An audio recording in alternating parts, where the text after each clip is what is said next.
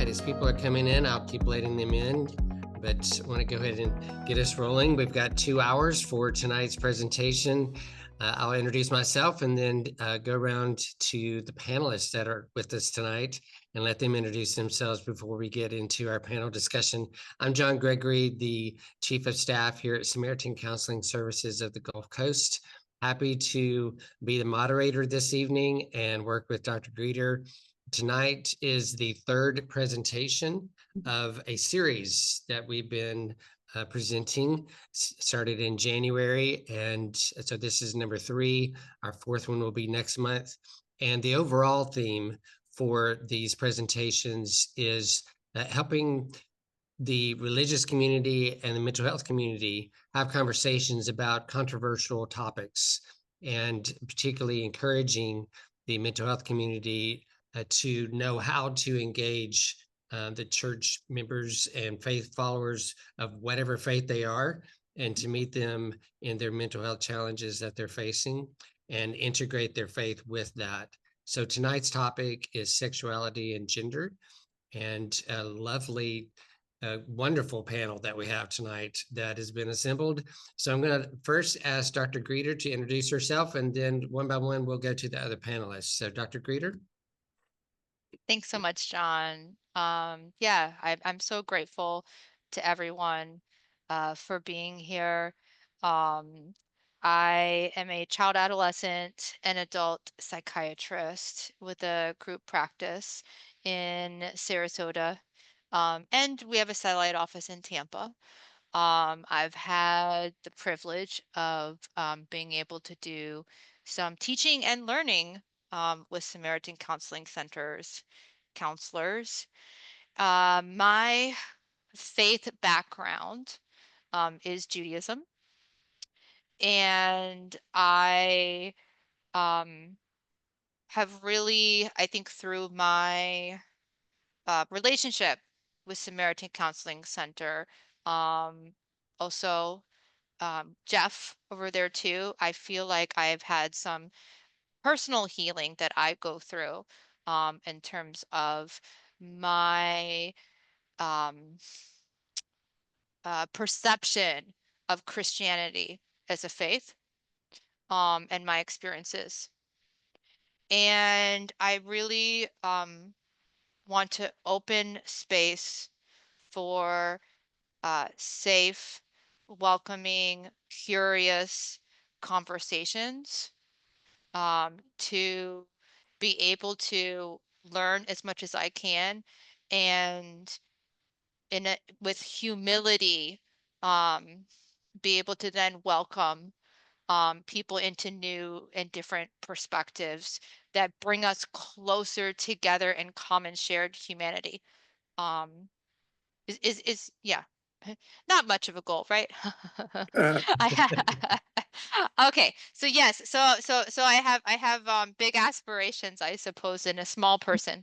Um, but that is my hope here tonight. For us to be able to, especially at this time right now, be able to come together as advocates in support of the LGBT.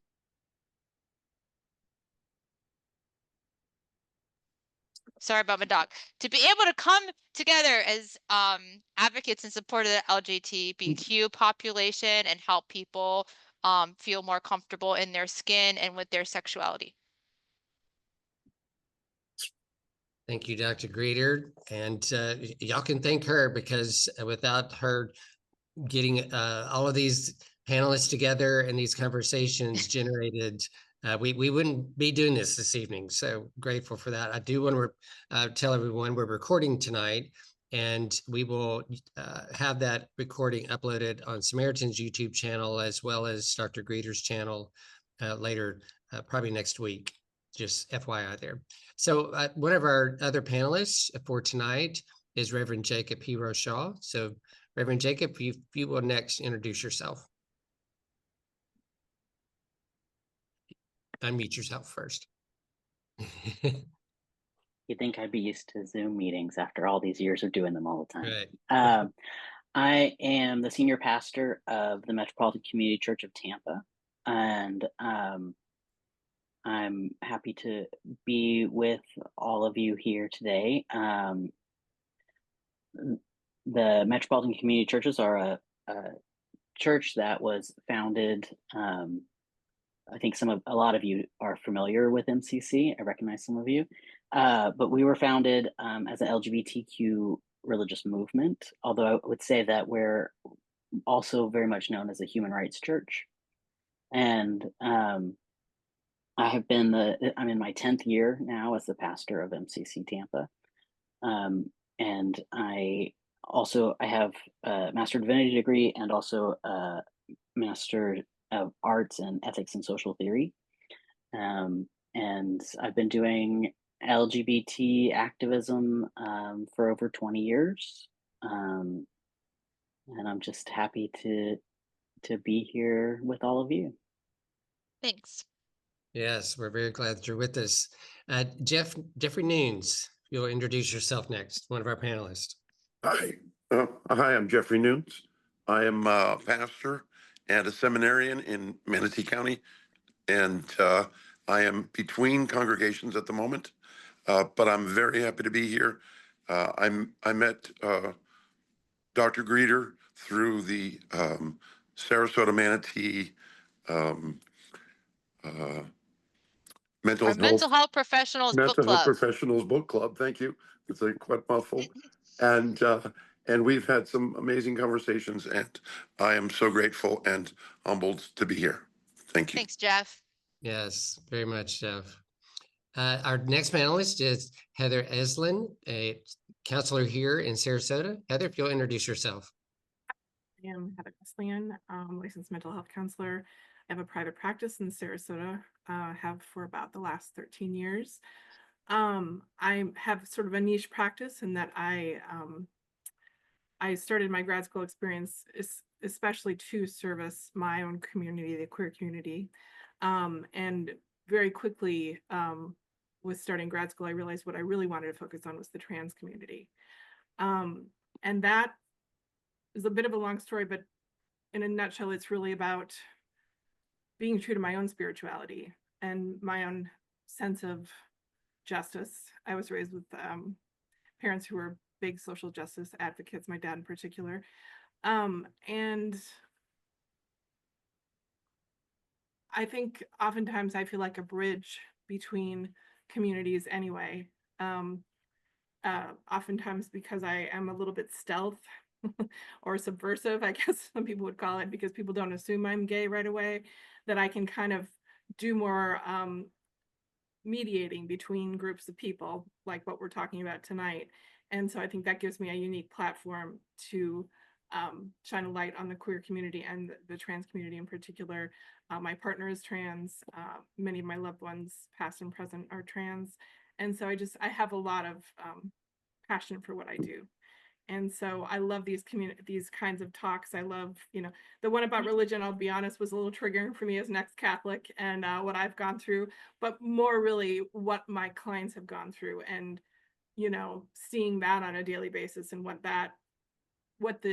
the abuse kind of things have done to them and the trauma of that reaction has been imprinted on me for life. So it's something I'm very, much wanting to unpack and to gain clarity with and to talk to people who can make the difference with this, because it's a really important thing.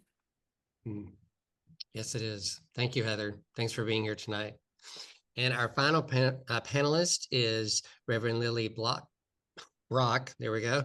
Lily Brock over at Church of the Trinity here in Sarasota. If you will introduce yourself, Reverend Lily. Oh, you're muted. Muted. All right. Thanks, John. I'm sorry I got kicked off, so I hope y'all didn't think I just disappeared and decided I didn't want to do this tonight. So I'm glad to be here with all of you, and I really appreciate the opportunity to speak to these topics. I am the lead pastor at Church of the Trinity MCC, and I have been in professional ministry for 25 years. This is my 25th year that I'm celebrating, and working in the queer community that entire time. I've been a member of MCC for more than 40 years. So working with the queer community around spirituality, and also working in the queer community because so many have been hurt and harmed by the church. It seems ridiculous to me that those words should go in the same sentence together. And yet that seems to be the experience of so many. I am, I don't know whether to be glad or to be concerned that they're now having to teach church trauma in seminary because it's so pervasive. And so I think our dealing with it in forums like this is no small thing, and I really appreciate the opportunity to do so. Right now, I'm very concerned about the role that Christian nationalism plays in our culture and in our politics. And I think it is pervasive, and I think it's happening to people and they don't even know it. And so I think we need to be very aware and not just blow that off or think there's nothing we can do. Because if there's not another voice, then that will take over and people won't have a chance to hear about a different God or a different notion of Christianity or other faith practices. So I'm glad to be here. Thank you so much. Thank you. I had faith you were coming back. I didn't think you'd like this. I had faith. Well, as everyone can see, we have a rich panel this evening, and just to give you direction on how we're proceed till 7:30, we have a list of questions that they've been wrestling with themselves and ready to engage. So I'll walk them through those questions as we have time. After the end of those questions, we'll take a break and then come back and just do discussion with everyone here in the screen. So I'm going to lead us into our first question, and I'll ask Dr. Greeter to get us started in answers to those, and then the conversation will just flow as we lead through this evening. Yeah, I'm not sure what's happening. It looks like people are maybe getting kicked in and out of the meeting. I'm not sure what that's about, but if you get kicked out, please come back. We'll still be here. So here's tonight's first question for our discussion. What strategies do you use for working with families for whom there is a conflict regarding a child's gender identity or sexual orientation? I'll repeat that. What strategies do you use for working with families for whom there is a conflict regarding a child's gender identity or sexual orientation? I'm going to lead us off. That never happens to me. No, just kidding. Okay. Yeah. I know these questions are my fault, so it is only fair that I will lead the questions. And so I'm thinking first to be aware of my emotional state, because it hurts and it's painful to see suffering and see pain, right? And then I need to come in with curiosity leading to try to ask myself, what need is someone trying to get met, right? Maybe the need is they're afraid and they need safety. Maybe they're afraid and they're trying to avoid rejection from their religious community. Trying to like understand what is happening with both parents and child, and being as invitational as possible. So after we're curious and we kind of really get at their perspective and try to understand it, inviting them. I also use a term, the medical perspective is blank, so that it holds space for a family or a child to have a different perspective to share with me. I'm also really excited to hear from Heather about this, who does this all the time too. Calling you out there, Heather. I hope that's okay. You know I was going to. Okay. Yeah, this is a big topic would be understatement of the century, right? I mean, for me, this is, I mean, I kind of swim in this world all day long. Yeah. So, which is why countertransference can be an issue, obviously. You know, I came into this with a strong desire to kind of protect and sort of, oh, what's the word?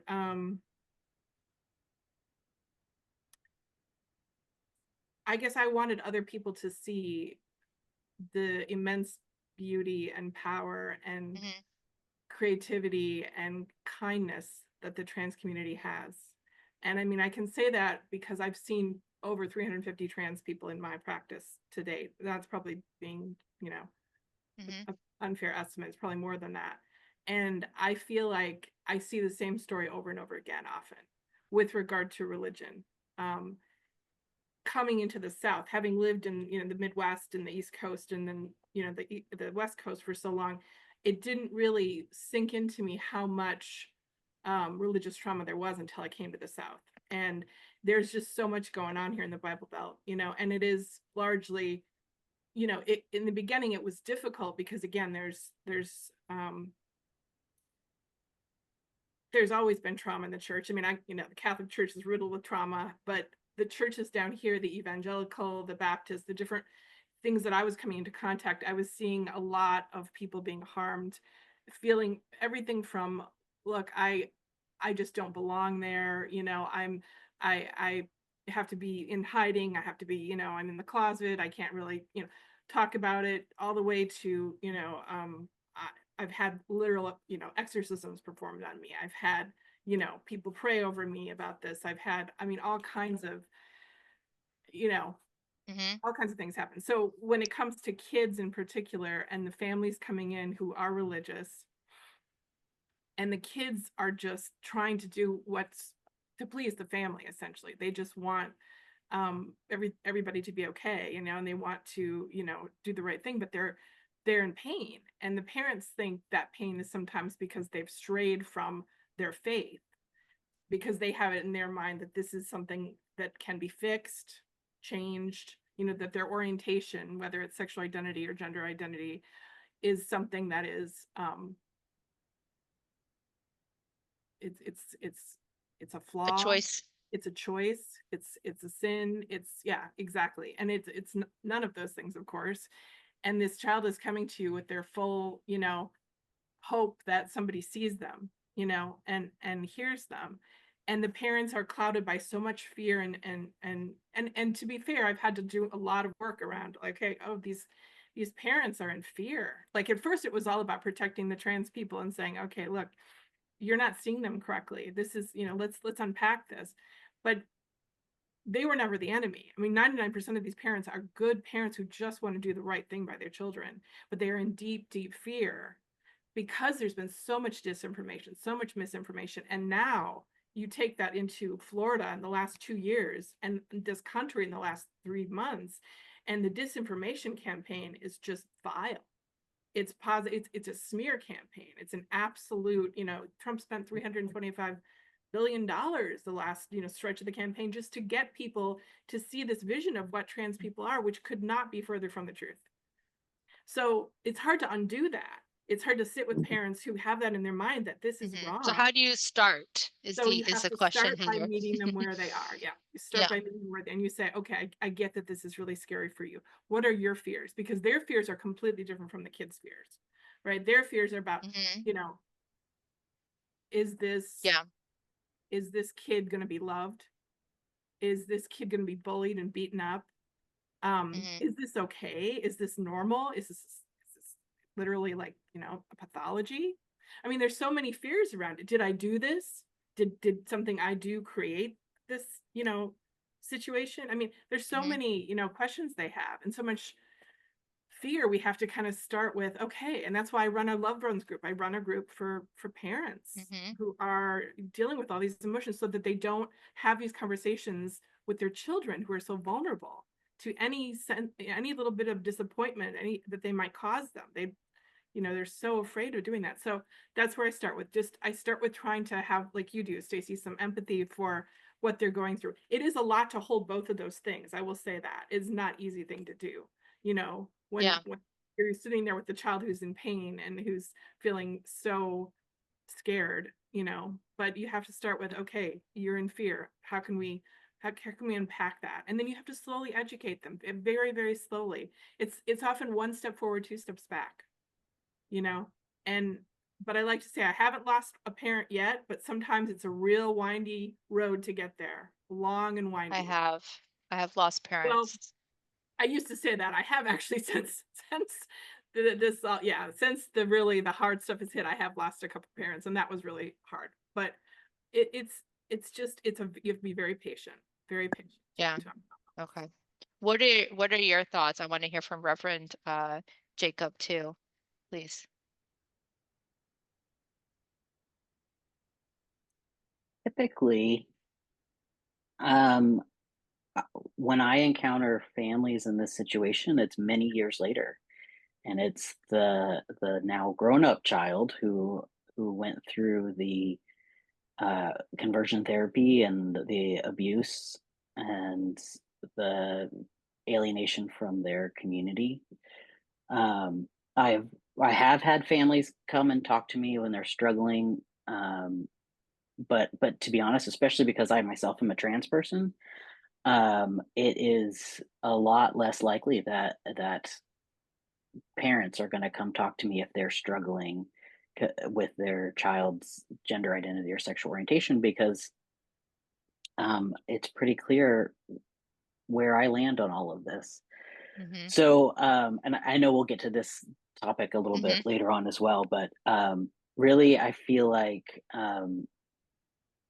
I am far too many years late to the conversation with the person who has been deeply harmed by their family not being able to accept and understand them. So I would love the opportunity to become part of that conversation, probably a decade sooner than I get to.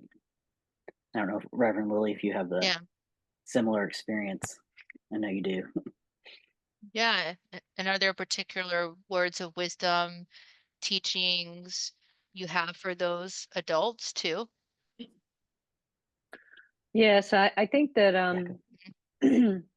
I echo what Reverend Jacob is saying about sort of children who are adults, but sometimes really stuck in a much younger age because of the amount of abuse and harm that's been inflicted on them because of sexual orientation or gender identity.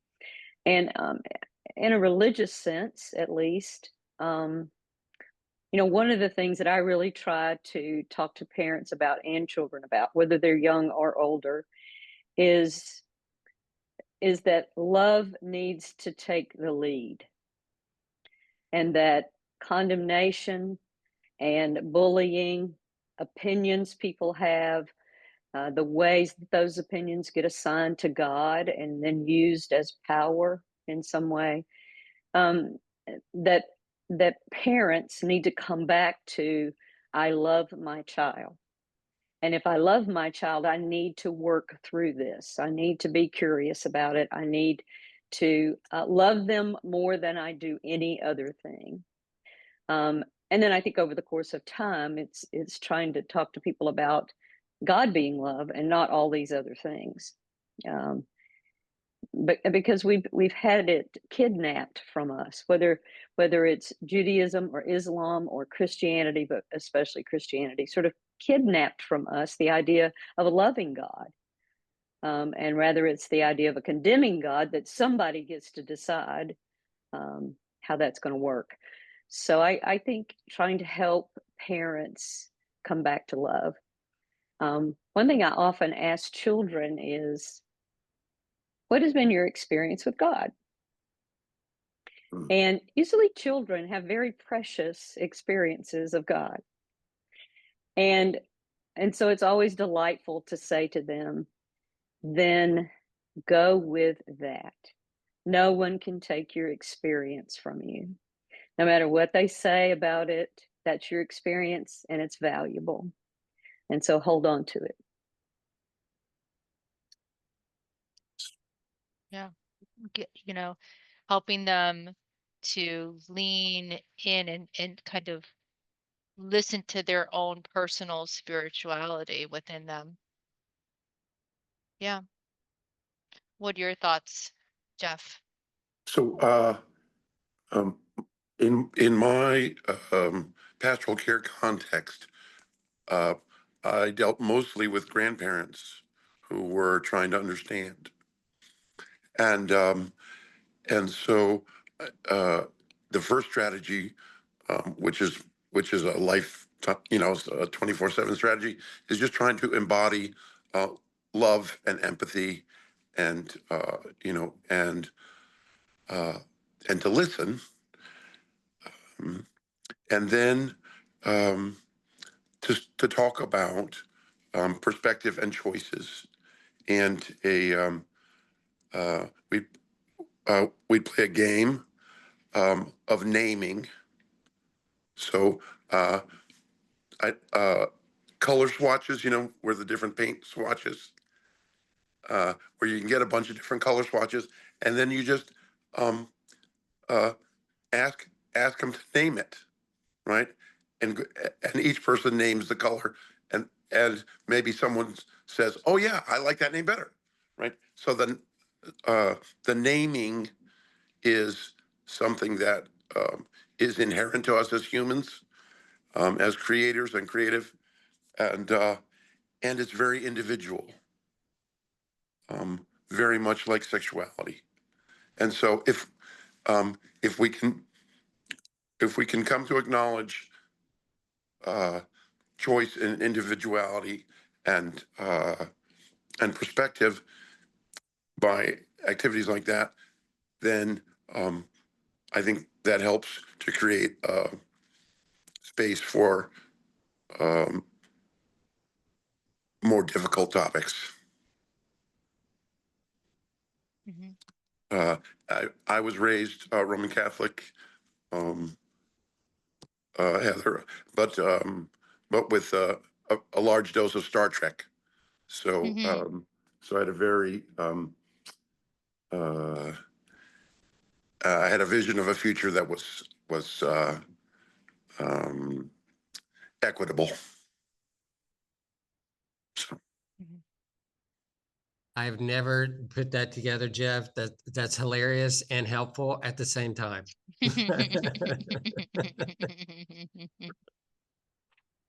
Well, as the five of you answered that question, you've already somewhat answered the next question. So I want to highlight that and lead us to that next question, because particularly Heather, as you were sharing, there's a lot of emotional challenging conflicts that come up, whether you're in the pastor role or the therapist role, that's happening.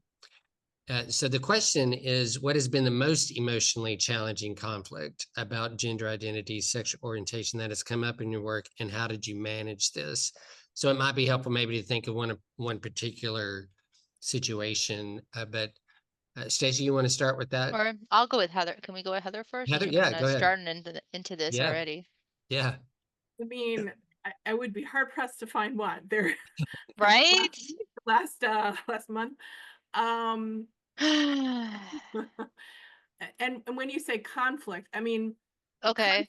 the conflict is not my conflict. Right. In the sense that since I'm a queer person and I am, Right.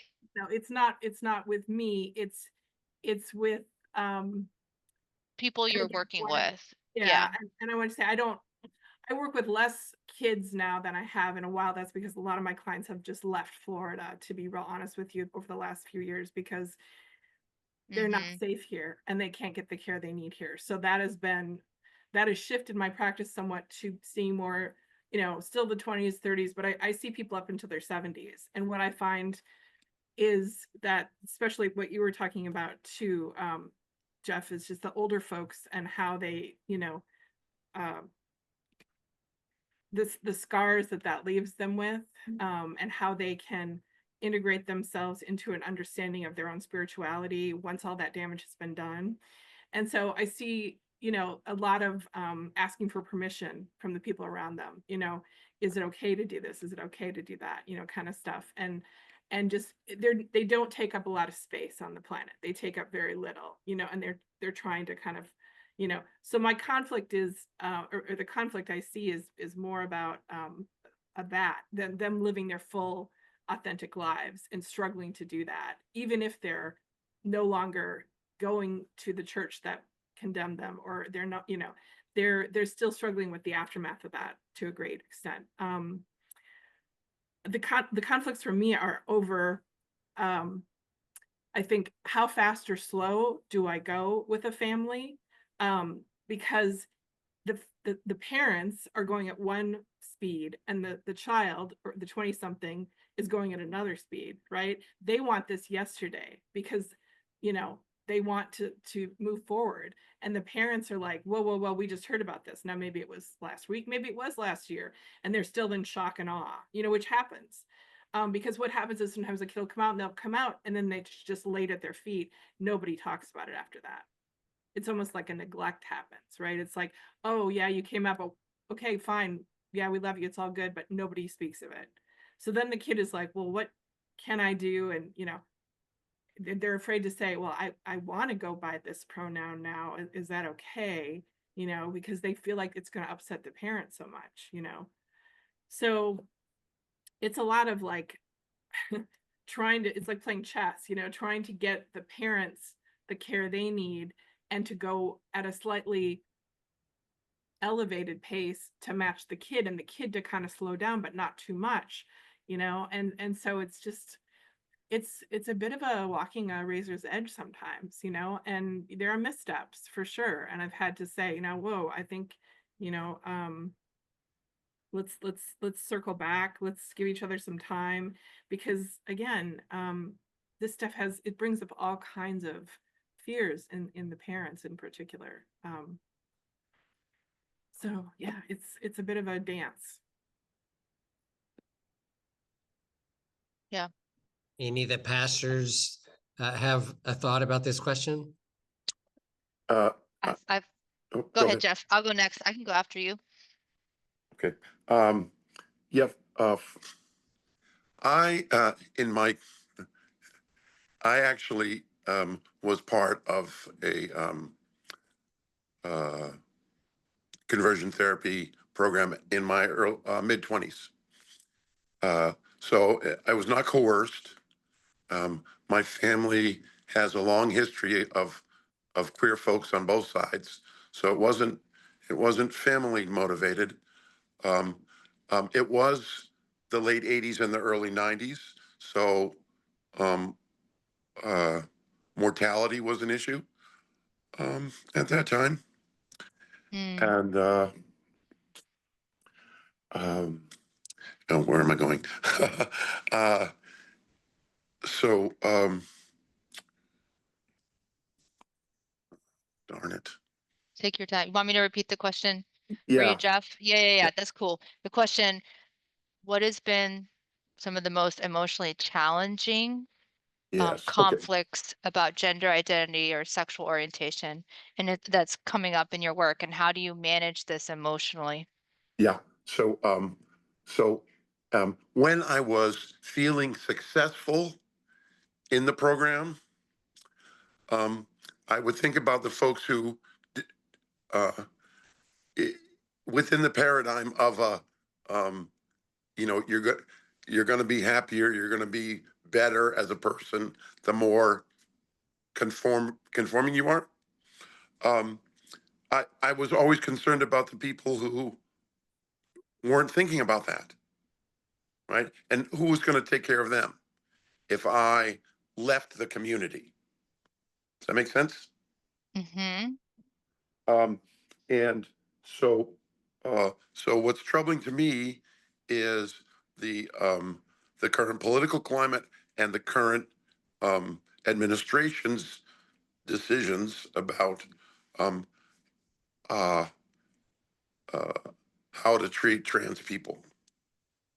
And uh, at my previous congregation, somebody asked me if I was the bouncer because I'm 6'6" and 382 pounds. And I told them, no, I'm the guy here who goes around the outside and brings people to the middle. And And so that's what I'm doing, reaching out to my trans friends and my gay friends and my lesbian friends and my gay and lesbian relatives to try to see how they're doing, in this climate. That's my biggest challenge right now. And one of the things we're doing about it is the gathering. Thank you, Samaritans, Mm-hmm. for putting that together. So yeah. Are there things that you would have, looking back, tried to tell your younger self while having to go through that Uh, conversion therapy or? yeah, uh, I'm a bit of a mystic, and when I got to the location, it was as if I heard God saying, "This is not about you and these people. This is about you and I, and this is a second honeymoon." And uh, uh, uh, and we did okay in that regard, but I'm a very empathic person, and so what's going on around me with people is very um, it's very influential on me, and uh, so it's been roller coastery for sure. What I would say to my younger self uh, is trust God, trust the universe, trust humanity, trust yourself. That's what I would say. Yeah. Because that's what that's where the power is. That's where the life is. Mm-hmm. So and yeah. So we all get trauma of different shapes and sizes, and it's part of the dance. It's part of the dance of life. Mm-hmm.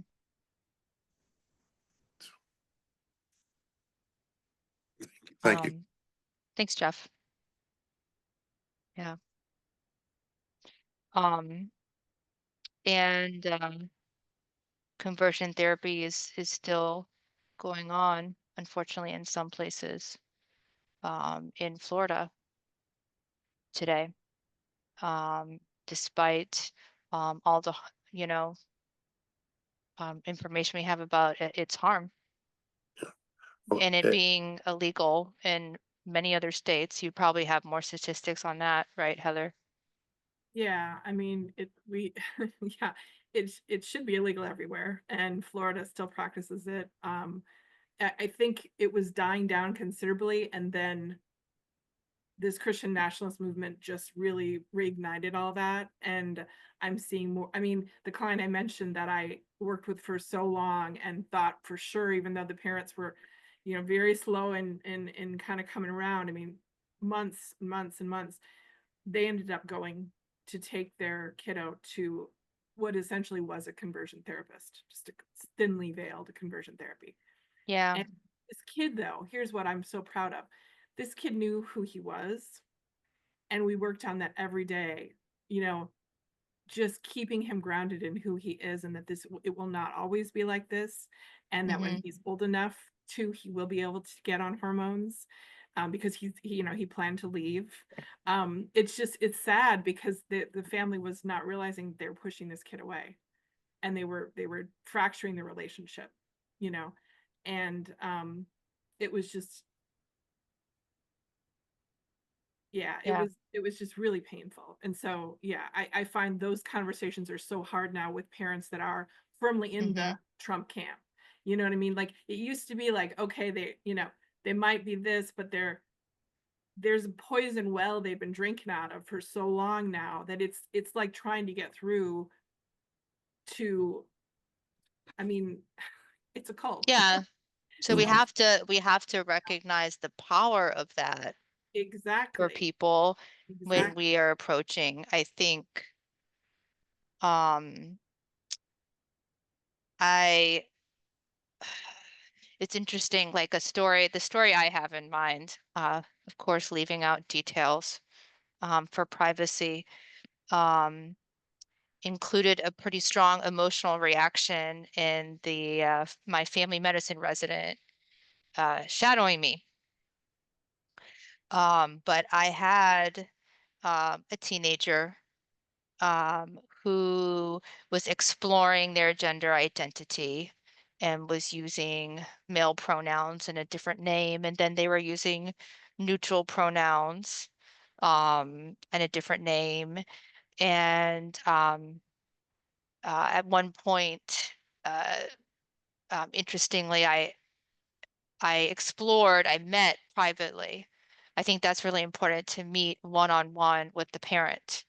Um, this parent was a pastor who had struggled from some addiction in the past, and the narrative in their mind was that only by God's grace were they saved from their addiction, and their child being a different gender essentially would rob them of that grace and goodness was the narrative. But they weren't expressing themselves in a kind way during the clinical encounter. And I didn't even, I don't think I was even fully aware of my feelings until after the parent left, I turned around and my family medicine resident had tears.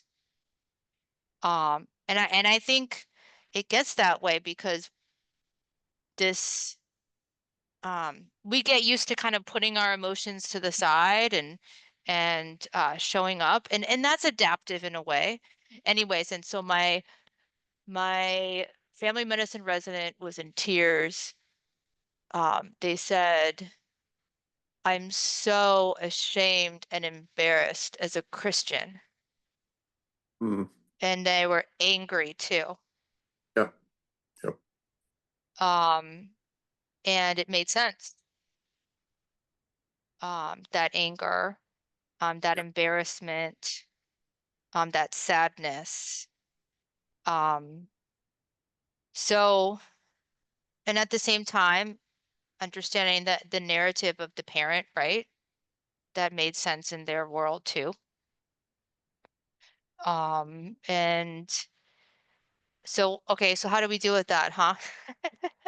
I Yeah. always ask hard questions that I don't know the answer to, by the way. Always asking, never completely answering. Yes. But there's a saying, heal the part of the world that's within your reach. And we feel so small and helpless when um, the family leaves and they're yelling at each other. But I think when you're sitting with someone and you're present, curious, connected, and telling them, with me, you're okay. It's a lot larger than we realize. Our impact is a lot larger than we realize. And so that's the thing that I do to try to keep in mind, that I feel like an ant when it comes to the world, politics, right? You feel Yes. so small and helpless. Um, but to each other, human beings, we are actually pretty damn huge when we show Yeah. up. Yes. So, Yes. I'm wondering, before we move to the next question, yeah. Pastor Lily and Pastor Jacob, I'm just curious specifically to your denomination and maybe the history of the denomination, if there's an answer to this question about, the most emotionally challenging conflict. Well, for me, always the most heartbreaking thing is when a parent rejects a child because of a religious reason. And usually that reason for out and out rejection is ostensibly because they care about the eternity of their child.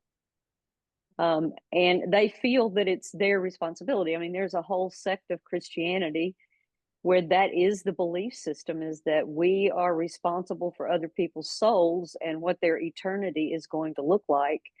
And so for a parent to turn from a child, all the while saying, I'm doing this because I care about your soul, is a horrible message. And it's so dangerous and hurtful, and leaves a child, really no matter what age, feeling rejected. And Stacy, what you were just saying, I think we should own our power to have an impact in those moments, to sort of step in the gap. But I also think that this is where community is so important. I've witnessed it now for all these years in MCC, where having a spiritual community for people to be in, where they will be loved as they are, and they will be given positive affirmation for who they are. They will be told they're loved by God. They will be told they're not going to hell. That over time, that community and the effect of that community is profound. And Yeah. you know, the arc of that justice is long, of course, but I still think we should not ever underestimate the power of community, especially when people have lost their family. And I just want to say one thing. My mom has always been very supportive of me. I'm a lesbian, and she's a little lady from South Alabama who has a high school education. But early on, when I was coming out, she said to me, so I hope y'all find this as helpful as I have, is that there are 5 choices that parents have. They can reject their child, they can tolerate their child, they can accept their child, they can engage their child, or they can immerse themselves in their child's life. And that's been helpful to me to sort of see the different choices that parents make. Some of them are never going to immerse themselves in the life of a child they don't understand, but they may do some of these other things that's less than rejection, or it's more than rejection, I should say.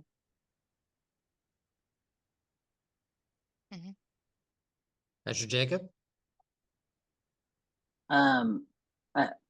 I find it hard to, as others have said, to pick the most emotionally challenging, but I'll add in another one, which is I think sometimes people go to a default of kind of reliving their trauma by, you know, they might be at an accepting church, like our churches, for a while, and then they leave and go back to the churches that where they can't fully be themselves. And it's not even necessarily about trying to not be gay or lesbian, or to be bisexual or be trans, but something about reliving the trauma and the exclusion in a different way.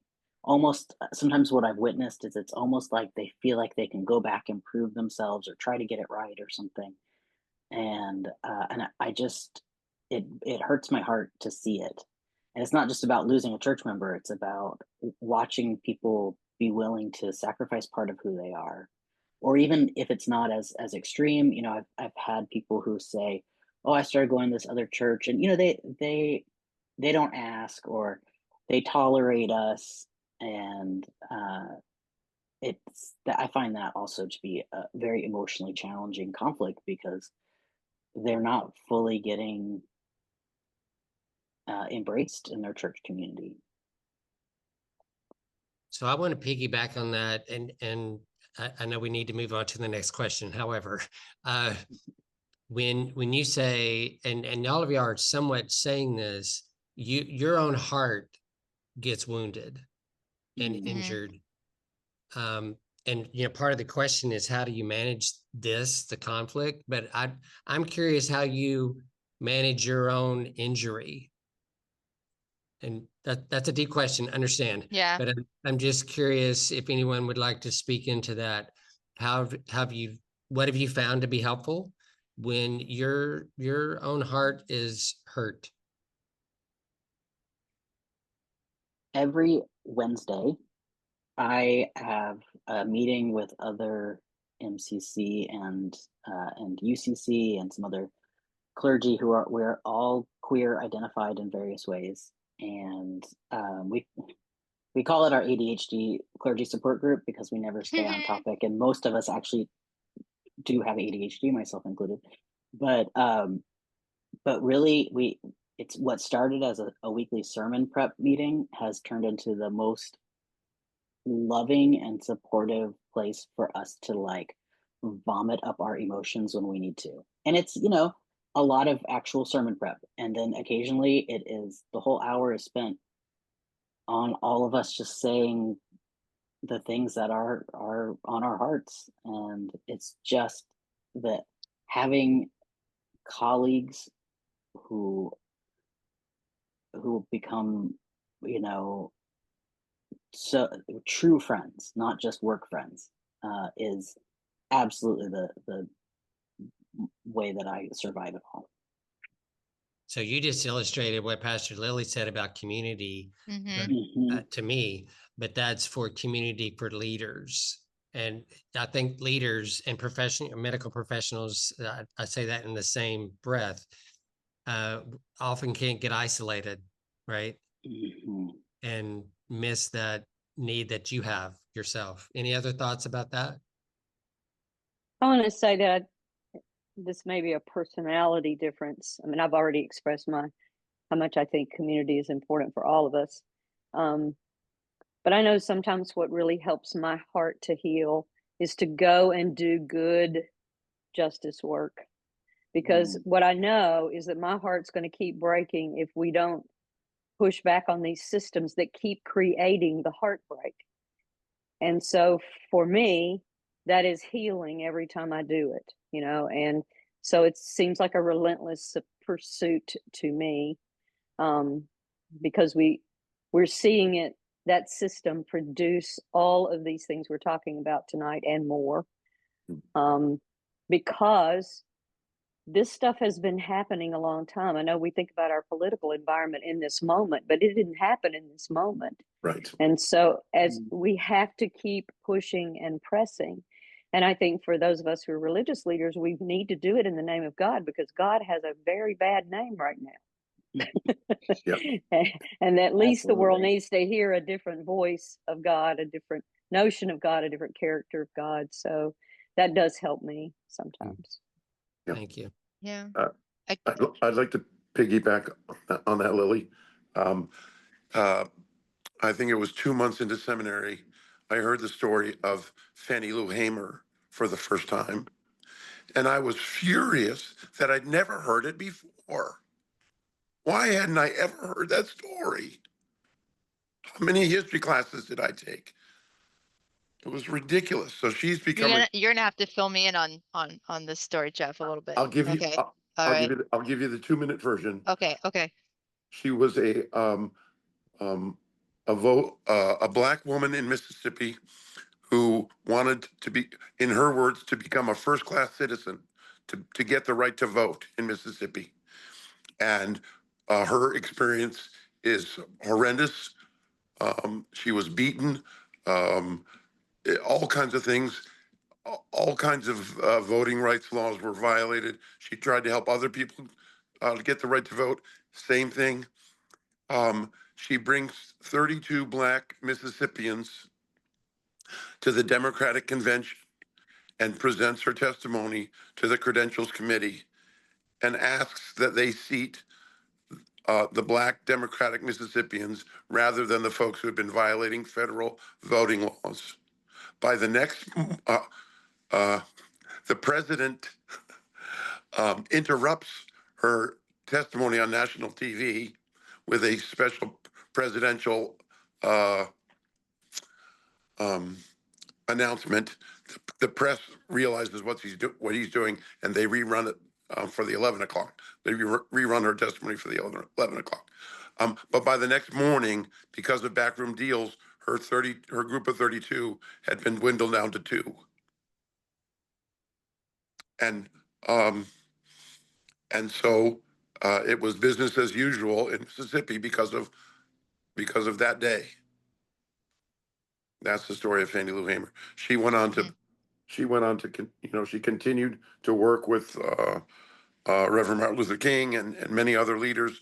And there's lots of stuff on YouTube where you can hear her own personal testimony. But Fannie Lou Hamer is a name we should all know. And how does that do it in healing your heart? Well, she reminds me that it's totally worth it. Yeah. And we don't see the whole picture. We see like a Right. little bit right now. Yep. It's and it's funny what Pastor Lily, Reverend Lily, am I saying it? Pastor? Would you go by Lily? What I call you? Lily's good. Lily's Lily's good. good. Okay. Because Stacy's good. Yeah, it's funny because people like, oh, Stacy, how do you do these so many presentations and get up there and talk to people and Lily brought up how advocacy is healing. And so I think, how can I not do it? How could I survive in this world and not have a presentation where I get religious leaders together and being LGBTQ advocates to discuss this?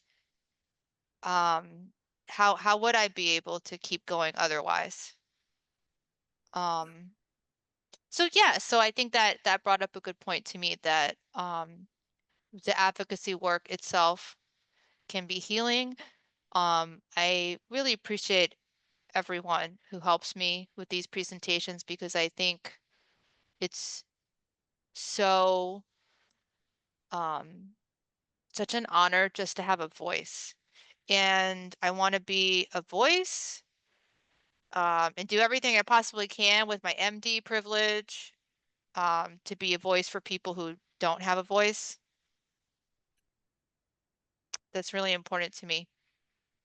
And also, thank goodness, I have a therapist who's very good, helping me too. Yeah. Well, let me move us along to our next question because it is a question about giving support. So I'll put it in the chat for everyone. How do you support sex positivity and healthy sexuality in people you work with in the midst of purity culture? So how do you support them? Yeah. Heather, would you like to start us off with that one? I would. Can I circle back just for a second because I didn't get to say anything about that? Sure. Oh, sorry. Yeah. That's okay. I mean, I want to echo what all of you said and all good answers. And I think I went to Antioch University for my graduate degree, and there was a quote above when we entered the building that was by Horace Mann, who founded the school in the 1800s, and it said, "Be ashamed to die until you've won some victory for humanity." And I think that has always guided me. Like, I think of the small ways that I, can witness to people every day, to sit in their pain with them, and how lucky I am to be able to do that, honestly, to get to see that change. So that feeds me. But there are times when my heart is so broken that the only thing I can do is cry. And I do. I'm a Cancer rising. I cry like a baby. And, and I would take a hot bath and just cry it out, watch a movie and cry it out. I think what I'm missing is the connection to others. I'm really good at giving other people a way to connect. I make sure that my clients are as connected as I can possibly get them. And then I sort of am in an island often with my partner, who's, I'm not alone on the island, but I think sometimes because I get that empath hit all the time, that sometimes I need some space for myself. And I'm working on getting more of that sort of internal space to just be, whether that's going on a retreat or something like that, to just kind of really process what I've been going through. So anyway, that's my version of that. But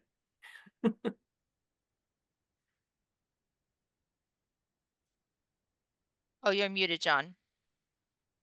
You want to lead us in this thought of how to support those who are in the purity culture?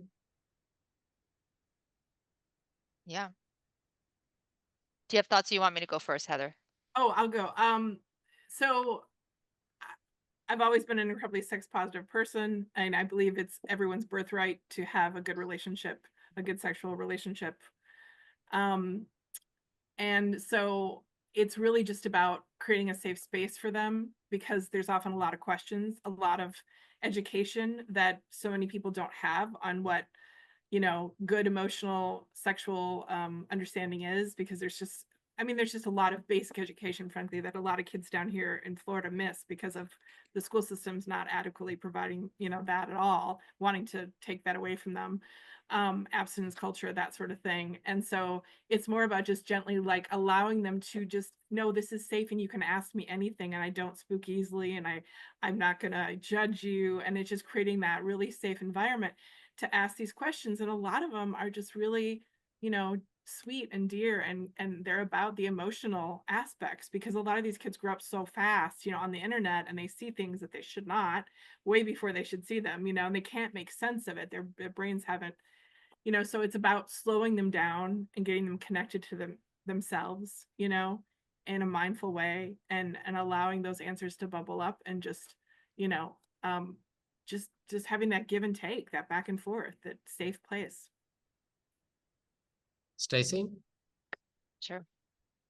Yeah, I have a lot of patients struggling with a lot of shame when it comes to sexuality on a regular basis. And um, it's interesting. I used to think, okay, coming from a Jewish background, right? Like that purity culture didn't impact me much at all. Um, and at the same time, I read a book, which I recommend to my to a lot of Christian patients who want a Christian lens on sex positivity. The Great Sex Rescue: The Lies You've Been Taught and How to Recover What God Intended. Um, and it really kind of opened my eyes up some to gain a deeper understanding of purity culture, the history of it, and that, even coming from a Jewish background where that wasn't part of the teaching of my faith background, I still, it's really within our entire United States culture, purity culture. So I was like, yeah, this is really endemic. And I think that as a physician, I have a special opportunity to invite people to start, I think, discussing things with me that they wouldn't discuss anywhere else. And then inviting people to, I think, like Lily spoke about a personal spirituality, and Jess spoke about a relationship with God, um, and what it means for them personally, um, their with their relationship with their body and their God, instead of um, being as focused on uh, the religious rules, or more, who's in and who's out, who's going to be rejected and who's not, who's okay, who's not okay, us versus them type of religious mentality can be really helpful for people. I'm wondering how this plays out in the church life, how this impacts and pastors, how you have to support people.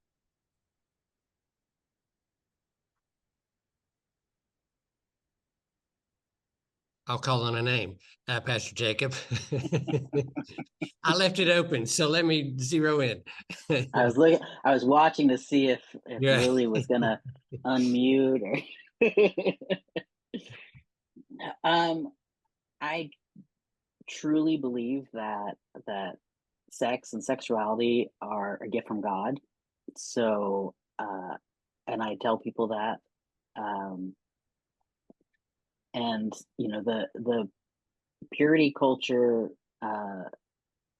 definitely, even though it's geared towards the assumption of heterosexuality, it still spills into our community for sure. And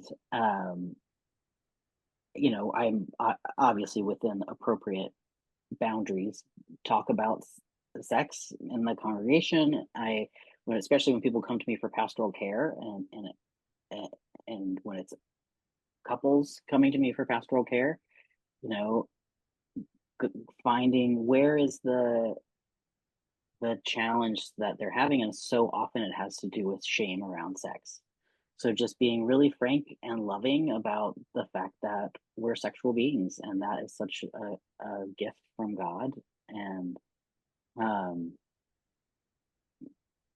just kind of staying with that message. Mhm. I'll say one other, just really quickly, but I'm married, and so my husband and I, before we met, we were both on all those apps, and we met on an app. And that's another way that I convey sex positivity in the church, is that I don't make up another story. And when people ask how we met, I say we met on an app that was not an app that was for long-term relationships. We met on a sleazy hookup app, and it's a hookup that so far has lasted 13 years. I like it. Nice. So a couple of things for me. One is is to say, trying to have some ongoing education, whether that's literally in a class or whether it's in preaching, is really to talk about the fact that our purity culture, and especially in religious terms, is the culprit for the ways that people operate sexuality sideways. So whether that's not keeping a covenant with someone, whatever that might be, or whether it's delving into things that they think about but they believe are wrong to do, the truth is they still do them, and then they have a lot of shame around it, as Jacob was saying. So I think that's something that in the religious arena we have to overcome centuries, especially since St. Augustine, who really made sex just the worst thing in the spiritual life.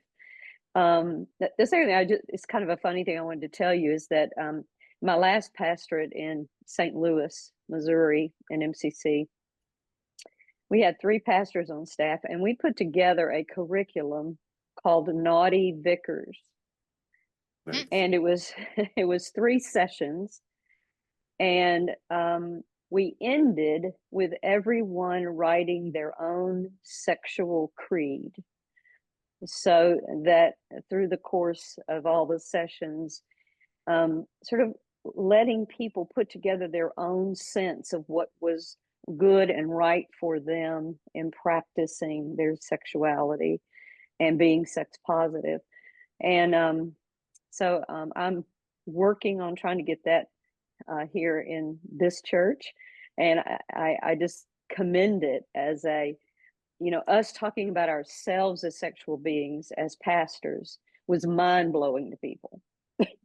So it was a good place to start, because you kind of blow the top off right out of the box, and then there are lots of places for people to go. So that was a really good experience. Mm-hmm. That's great. Anything to add here, Jeff? Other than the fact that my husband and I met at Bears and Bikinis with Bubbles on the beach in Bears in bikinis. in bikinis with With bubbles on the beach, bubbles. Treasure Island. So it was his first event like that and mine. But Cool. but as a huge queer married man, for me, it's about not giving up my space or my voice or my joy. Nice. And I was thinking I should have maybe defined purity culture a little bit, because I don't know if that's something people listening always talk about, or how that could show up, you know. Yeah. in a nutshell, I think the ways I see it most show up is um, children not having anyone safe to talk to about sex because Yeah. sex is shameful.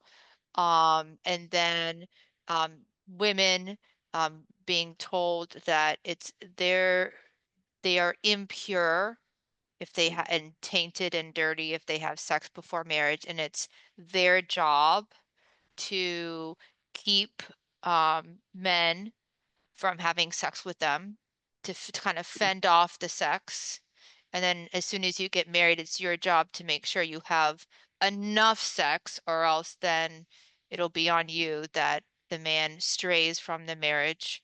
And then the messaging to men that uh, they can't help themselves, so to speak, because the temptation is everywhere. Yeah. And the sex is dirty and shameful. So just some examples of the messaging when we're talking about purity culture that can rob people from sexual connection, healthy sexual connection with their partners. Yeah, I think also I like to describe it as the teaching that sex is dirty and shameful and awful, and you should only do it with the one person you love the most, which is such a mixed message about sex. Right. Yeah. So we're halfway through our questions. How's everybody doing? Cool. All right. This next one is specific to religious leaders. So I'll put that there in the chat for you and ask the pastors to help us with this one. So for you as religious leaders, what do you wish mental health professionals did to support your congregation members better? How would you like mental health professionals to collaborate with you? So a two-part question there. How would you like them to support your congregation members better? And how could they collaborate with you? Do tell, please. Pastor Lily? I keep saying pastor. I'm sorry. It's a thing. Lily, please share with us. So I'd say, first of all, it's really helpful to continue to add to the list of people and therapists that I know I will be safe in sending a congregant to. And honestly, I have found that to be a pretty short list, at least by my own particular ways of measuring that. So that would be very helpful. If you hear what I'm saying or you hear what Jacob is saying tonight and it resonates with you in terms of the people we serve, and you can provide a safe place for them and help them through some of these things, I would love to know it. So that's one thing. Um, I think another thing is to work toward not shying away from the issues that people have around faith, and not avoid it and not sidestep it or judge it in any kind of way, but not avoid it. And because I think I run into that a lot, honestly. I'm just going to be honest about that. That therapists don't believe that that's their job, is to deal with the faith issues. And I think when we're talking about the queer community, an awful lot of people are in your office because of their faith, because of the church they grew up in, because of the faith that their families carry and have put onto them in some way that is not healthy and not helpful. So for that to be not dealt with and thought of as something to sidestep, I think is, I don't think that helps any of us, and I especially don't think it helps them. No. So that's a big thing. And if you need to be educated on it, this is probably delving on into the next question, but is also to work with us. I believe Jacob probably has this same experience, but in seminary, we're taught in pastoral counseling that if somebody comes to us and they talk about something 3 times in a row, we should refer them because we're then outside the realm of pastoral counseling and they probably need a therapist. Well, if someone comes in and talks to you about faith 3 times in a row and you don't know what to do or you don't know how to help them, call us, refer them. I mean, that if we could get into that better relationship where you can trust us and we can trust you to stay in our lane, but to help each other because it matters for your patient, then I would be a very happy pastor if that could happen. Thank you. I put my info in the chat too, Lily. You should have it too.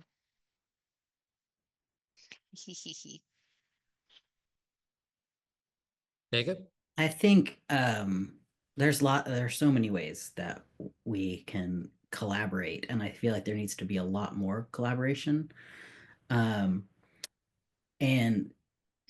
one of the things that okay, first I'll preface this by saying I know that different specialties and different types of mental health professionals have different viewpoints on this, but I think that there's some discernment that mental health professionals need to have around when do you say to a client or a patient that they should consider leaving their faith community, because sometimes it can be helpful, like, and necessary when there is spiritual abuse happening. And then other times, a client might come in and say, I'm really scared that God is judging me. And the immediate answer isn't, well, find a different religion, right? Because, but, and I've heard so many people now, then again, I'm hearing it not from a therapist, but from congregants saying that that's what their therapist said. And it's sometimes someone just needs to deeply wrestle with their belief about God. And then in other contexts, they really do need to leave religious abuse. And I think that it is really hard to find out. I mean, if you have a lot of knowledge about different types of faith communities, that makes it a little bit easier. I mean, there are some faith traditions that are extremely anti-LGBT, extremely anti-sex, sexuality, the purity culture, all of that. But there's a really complicated space there of knowing what type of intervention to have. And that's, again, where we can collaborate really well, because I think having conversations like this where we talk to each other and say, here's what I'm hearing, what are you hearing, what would be helpful, and that's us asking and you asking, us asking each other, because there is so much more overlap in our professions than is acknowledged. Yeah, another thing you made me think of, Jacob, is that it's a known statistical reality that in the queer community there are layers of harm and abuse and layers of struggles that the queer community has that other communities don't have in the same way or at the same rate. So you have more addiction, you have more suicidal ideation, you have more trouble finding your community, your people. So there's a lot more acting out. There are people who weren't able to date the person they really wanted to date their whole life, so they're Oh no, we lost Lily. since they're 50-year-olds being adolescent. So, I'm here. Can you hear me? Yeah, we can Yes. hear you now. Okay. So I was saying, there's latent adolescence among us too, where you have 50-year-olds who are acting like teenagers because they're just now getting to do what they really wanted to do as teenagers and should have been doing as teenagers sexually. So they're just layers and layers and layers of things that we're dealing with in terms of the people that we run into. So hopefully therapists are also aware of that, that There's so many layers that they've got to move through. Yeah, that's a really good point. The kind of stunted emotional development is a real thing in our communities for sure. Yes, it is. And it can lead to some really bad situations for people. And what this is making me think is not just around the arrested development, but around these types of conversations. Maybe we should think about ways to have more of these conversations that involve the community, not just mental health professionals and clergy. But one of the things that I've worked really hard to do is destigmatize getting mental health care, because a lot of people in Christian spaces were raised in traditions that say you don't need therapy, you need deeper faith in God. And I'm like, God gives us the opportunity to have therapy. Like that, these are skills that Or it can people be have. both. You can do Right. both. You can, right?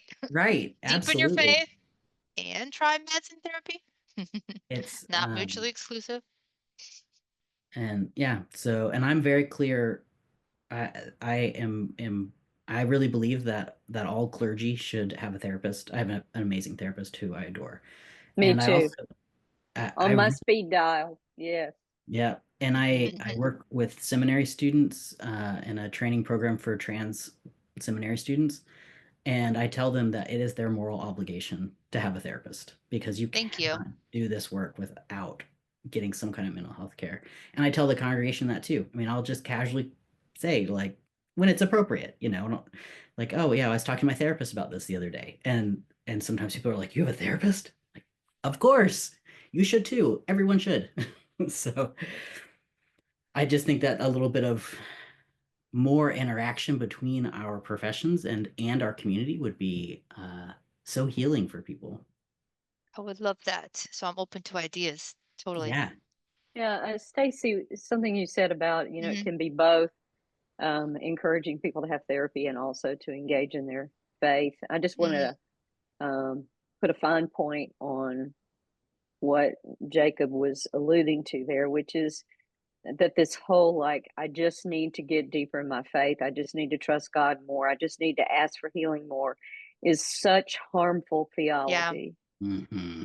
And so you do really have to find this line of where healing can happen when both things are appropriately engaged. I mean, I'm sure you've got people who over engage in therapy too.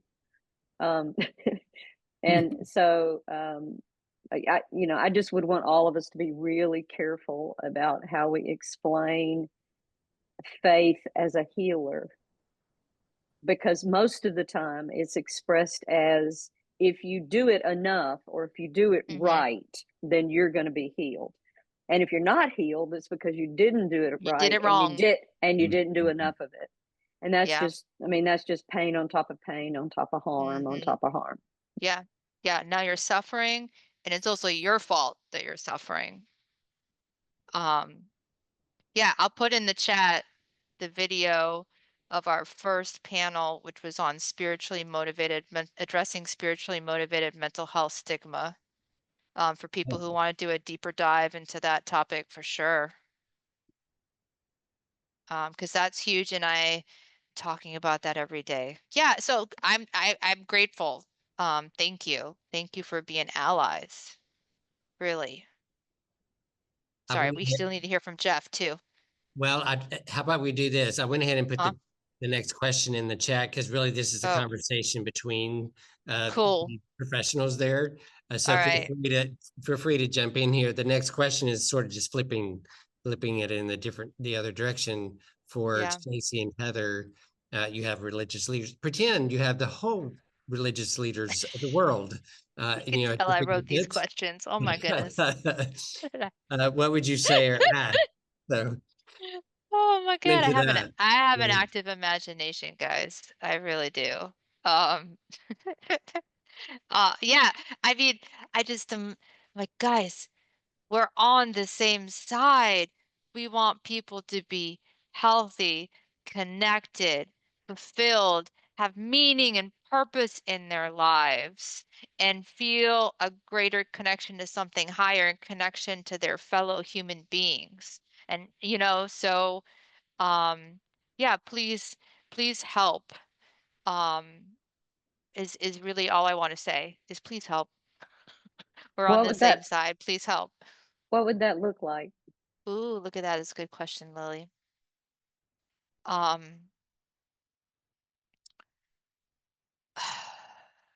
I think helping people be more open and feeling less alone when they're having a psychiatric struggle,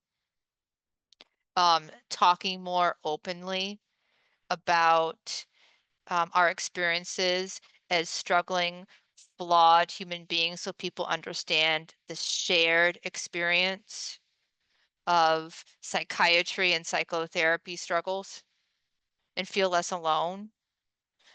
Welcoming that and calling getting treatment a call to courage Mhm. and not the easy way out or a weakness. Um, and helping people view medication as a resource to show up as their most authentic, healthy, and fully present self with their loved ones. And maybe because God, there is so much stigma against psychiatrists. I say it's kind of like every patient that walks in my door, it's like a job interview where they heard so many bad things about me already. Um, you know? So I always feel like I'm kind of coming in at a from a place of it can be tough. Uh it's a hard sell. It's a hard sell for sure. And people are in so much pain. And you might be like, well, here's this way of being so much healthier and fully present in the world. And it's still so hard for them to come in. And so anything that helps put a good word out there for us as someone who can be trusted. I really appreciate that. Yeah. Yeah. Thanks. Well, I think it's the same for us. So I Yeah. think we can do that for each other, especially clergy in the queer community who's been so hurt and harmed by it. You Mm-hmm. know, you say reverend or you say church, and you've already lost the Yes. battle. You don't, trying to get a conversation after that is not an easy Mm-hmm. thing. So Mm-hmm. I just want to say I hear you and I understand what you're saying, and Yeah. consider it done as far as I'm concerned. Thank you. It's awesome. Heather. Yeah, all to that. I mean, it's amazing. Just having this conversation is amazing. I don't know that I know Stacy and I had a little pre situation happen We had an experience that experience together, and still trying to heal from that I'm trying to experience. heal. Yeah, where somebody came in that would not have been a safe participant in this panel Okay. for me and for any queer person here, frankly. And it is hard for someone like me to reach out in a community like this because I've been look, when I first came here, I did my due diligence. I went around to colleges, I went to churches that would have me, I went to UUs and MCCs to talk about and to do trans panels and to introduce people to, so that we could build more bridges. But I found that the environment started going the other way, and it just got worse and worse and worse. And it's so refreshing now to know, like, Pastor Lily and to know Pastor Dan at Mm-hmm. Harvest, and to know that these people exist, and to hear in my clients who are in religious communities what their experiences are like with y'all, and how some of you are walking your walk and talking your talk, and that is so validating. So there is that kind of interchange happening. I'm feeling it, which is great. Two people though that are not in this room, who are not who've not done this work, or who are part of this community, I would say, two choices. Everything comes down, I believe, to love and fear. Do you want to inspire love in your congregation, or do you want to inspire fear in them? You know, do you want people to wrestle unnecessarily with things like life is difficult enough, and now you're going to make that another block to the divine, to you know, because I believe we are all God, and God is in all of us, and we're all connected. And so it's like, are you gonna, because spiritual, you know, trauma is in some ways worse than family trauma, because it's your connection to source. You know, nobody has a right to take that away from you. So I think more of these conversations. And on that note, I'm going to say my partner and some other leaders in the trans community here in Sarasota are putting together what's called TDOV, Trans Day of Visibility, which is something that has been celebrated for a while, but we really need it now more than ever. We need a day to honor and celebrate, and for people to come together, not in a space of mourning for another person we've lost in the community, which is often the case, but for celebration. And so what I love about this event, we're going to have it at a Fab AF, which is a new LGBT center here, Arts and LGBT Center. And they're going to have vendors. And I know a lot of the religious community has been. I'm sure Trinity Church has probably got a booth there. And so I think it's good that we're having, you know, more of this come in and people saying, yeah, we support you. And I do think we should work together more. Absolutely. So I'm going to go ahead and put our last question in the chat and maybe try to give us a marker here to finish and give us John, can I say just say something Sure. really quick? Someone put something in the chat about suicidal ideations and the ways in which the faith religious communities have often demonized that, and even to the point of, I know a lot of clergy who will not do a funeral for someone who has committed suicide. So horrible, horrible thing. So I hope we can all work together on that too, because I'll just say I don't feel that way about it at all. And honestly, sometimes feel that there are people for whom that is the healing they will get.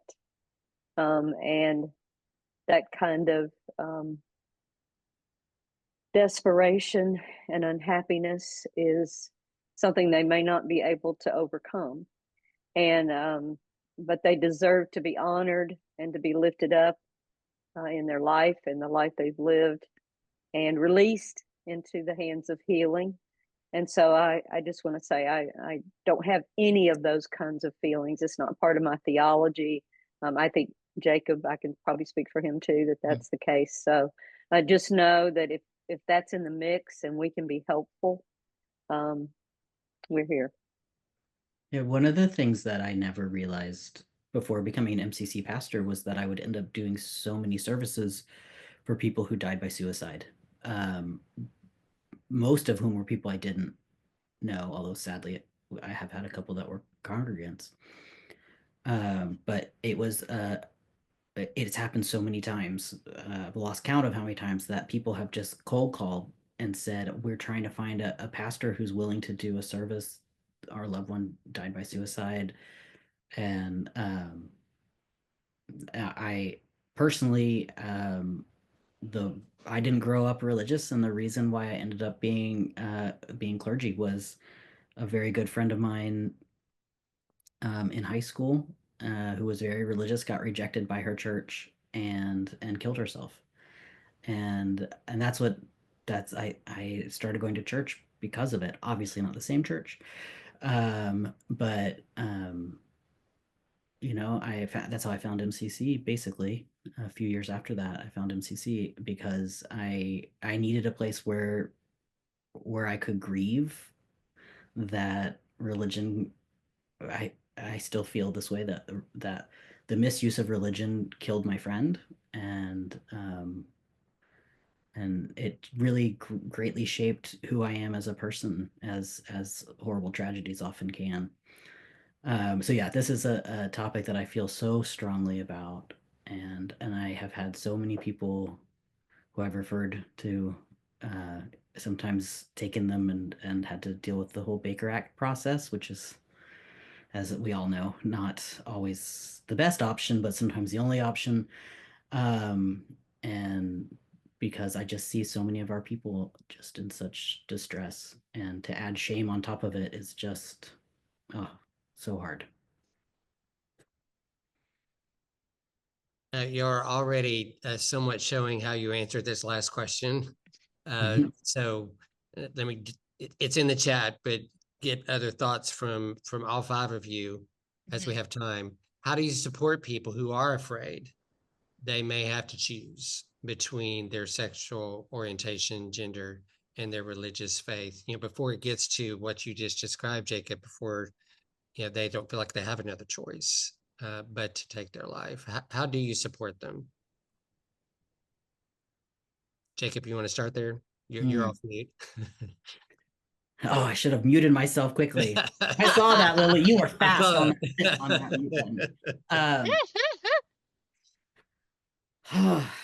It is incredibly hard when people have spent their whole lives hearing that they have to choose between who they are and God, and all of this fear of the afterlife, when really when obviously talking about Christian scriptures from my point of view, but the a lot of the stuff that gets filtered into being salvation theology, that came along many centuries after Christ. That was not what the original message was. And I call it pie in the sky when you die theology, of like, just do what you got to do and say what you got to say so you can, celebrate later.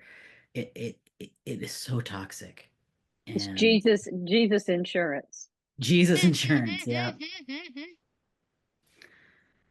So yeah, I just keep telling people you don't have to choose. One thing Yeah. that is helpful is for folks to hear it from someone other than the clergy. I know that that might sound opposite to what you might think, but or to hear it from clergy who are straight. And cisgender, because it's like they look at me, I'm gay, I'm trans, I'm all these things. And they're like, well, of course you're gonna say it.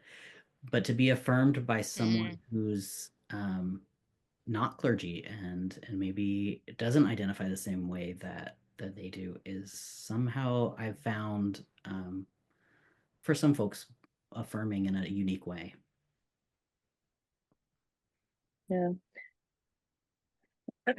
I feel like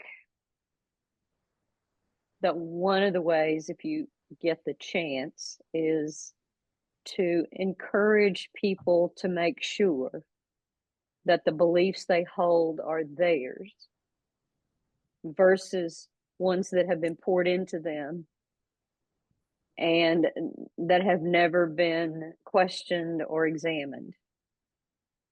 And that I am here to help you do that, not to tell you what it should sound like or look like, but to encourage you to find your own path with God and do it because you are looking at what you believe and you start crafting that for yourself as opposed to what someone else has told you. And giving people that kind of permission sometimes is very helpful.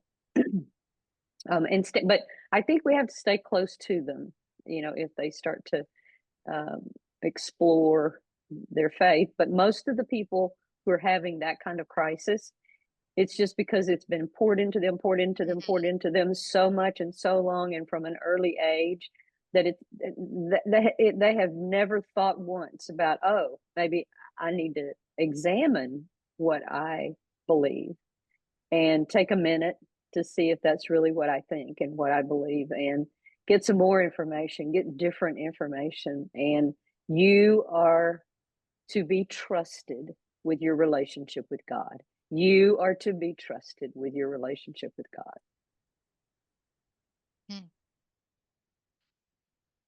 Heather, you have some thoughts for this? Yeah, I mean, I want to definitely piggyback on what Lily was already said, because it's so true. This is a safe place to question.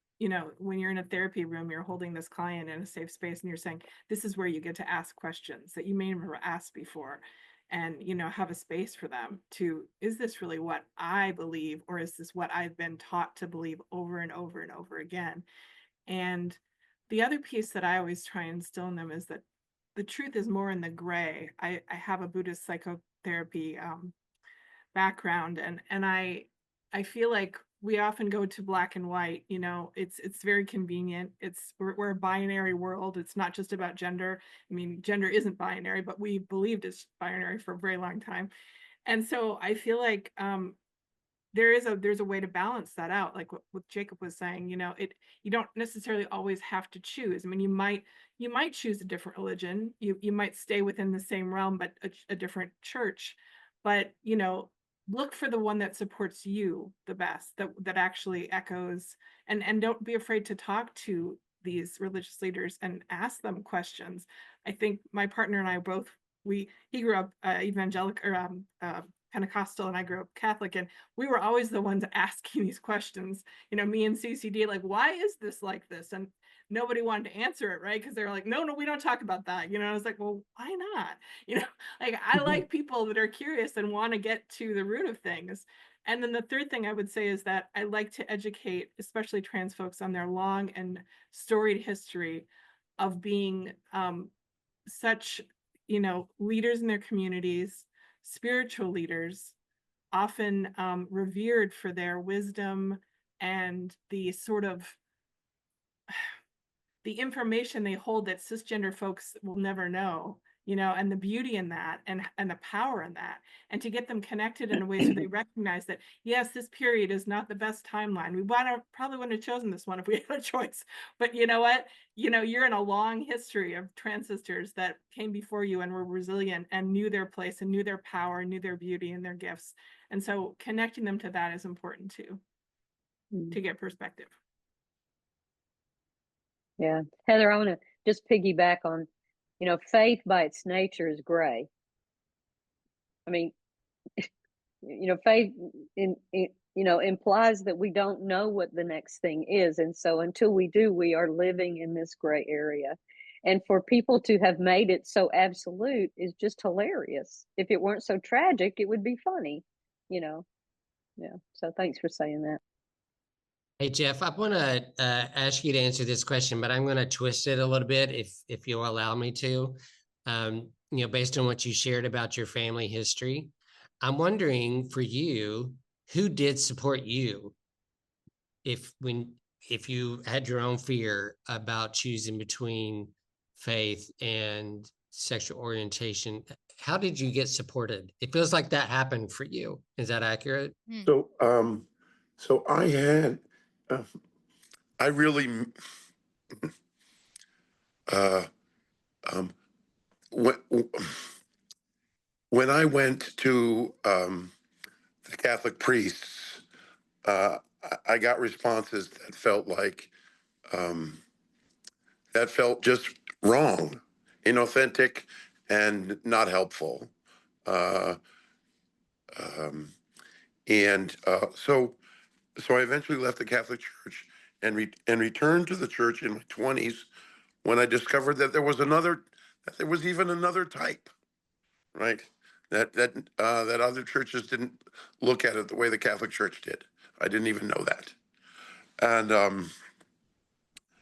uh, and uh, I developed some very supportive relationships with cisgendered straight pastors in evangelical churches, where they were trying really hard to help me. But what would have really helped me would have been to say, you know, there's a Methodist church across, well, not at that time, but there's a Unitarian church across the street, or there's a, you know, an MCC church across the street where this is not a problem for them, you know, but nobody thought to say that. They were like, we want to keep you here, and we want to, you know, shave off uh, your round edges, and yeah. Anyway, sorry for the mixed metaphor, um, but yeah, you know. So for me, um, I have a heart um, for the church in all its dimensions. Um, uh, my departure from this previous congregation has been building for a while, but my brain didn't know, but my lungs knew. And to me, this is a metaphor for the 21st century Western Church.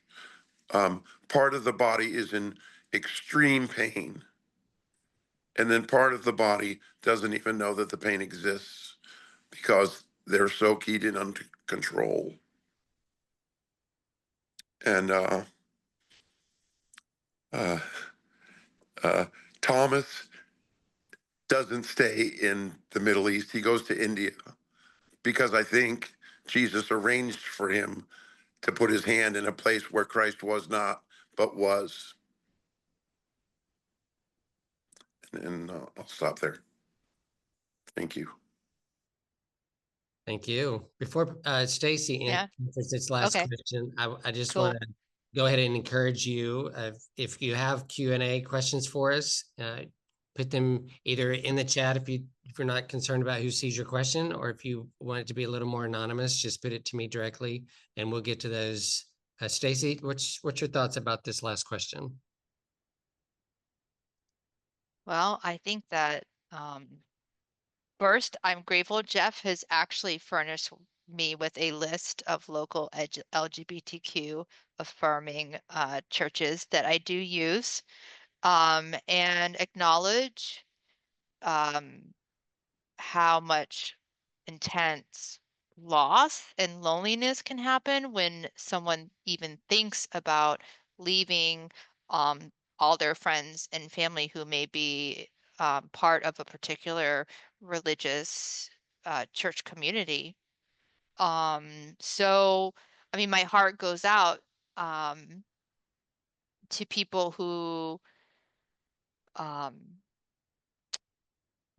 would experience. I need to, when I'm working with patients, I want to really be mindful of how simple it can seem to leave a particular religious community from the outside, and how much loss and pain and grief the person can experience through that process, that I really need to be supportive of them and trying to have as much allyship and connection as possible um, through the process if someone is going through a process of leaving a particular religious community. So I think just I mean I had a kid in my office, you know, I thought about Jeff, right? Because I remember the kid was just so excited. Their parents were not going to leave the religious community, unfortunately. But the kid, I knew that I had a friend who was a gay pastor. And just that fact, right? That simple fact. Dr. Greeter has a friend who is a gay pastor. Thanks, Jeff. Was a light for them. So yeah, I think knowing that you're out there and exist for my patients is really huge. I really appreciate that. Yeah. Stacy, we're fortunate which you probably already know, but in Sarasota, we do have a few synagogues that are open and affirming. That's So great. if you need to know about those, that's good too. Could you send them to me, Lily? I sure could. I would And love that list also, too. just so you know, in MCC, we frequently have Jewish people in our congregation. Cool. Sometimes they even come and take communion, and we're good with that at an open table. So, so there are places for people to be, so and they can find their own path. It doesn't have to be Christian. It doesn't have to be. It's really trusting them to find their own way while we love on them and hold space for them. Yeah. Pastor Lily, while you mentioned that, it reminds me, I was driving in Venice yesterday and I passed an MCC church that I didn't know existed. I was like, oh, I didn't know that. So I'm wondering, if maybe there's more knowledge that we need to know about, because I only knew of Tampa and Sarasota. You're muted. Sorry. We have a church in St. Pete and in Tampa and Fort Myers. So quite a few that are close by that could service the people that you see. Okay. That's great. I didn't know that. Yeah. Heather, see you came off mute. Did you have a comment? No, I was just gonna say, I know that church. I Oh. did a presentation there, and actually the pastor at the time was a gay cisgendered man. Lovely person who's moved on now to a different state, but very accepting, loving church. That was one of the first ones that I encountered here. So yeah, absolutely. I love that you all exist. I love that there's more of you now, and I want that list. Okay. Well, for a reminder for the mental health professionals, the survey link is there on the screen in the chat again for you. I saw that someone's already filled it out, so that's terrific. That's I will use that survey to upload your CEU units to CE Broker for you, and then send you a certificate once that's been signed, and also just let you know you don't have to do anything. Just fill out the form. That's all you got to do, and make sure that that gets done, when you can. I don't see any questions coming to me directly or in the chat. We've got 7 minutes remaining here, so want to give anyone a chance to ask a question of either one of the therapists or any 3 of the pastors. You can do that. While you're maybe typing away, any closing comments from any of our panelists here?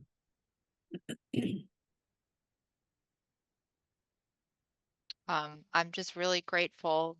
Thanks.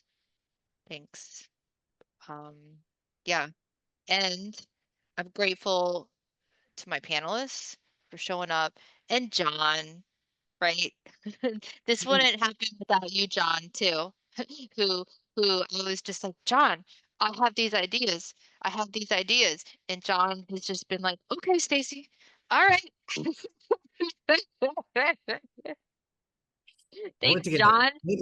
Yes. Right? Which does Um, remind me to say, all I did was mention that this is the 3 of 4 series. We have a final one next month, oh April yeah, 25th. on religious trauma and deconstruction. Mm-hmm. So, look in the same places where you heard about this, look in the same places. We'll be sharing that, and on Eventbrite, another registration. I'll get that up for you as soon as I can.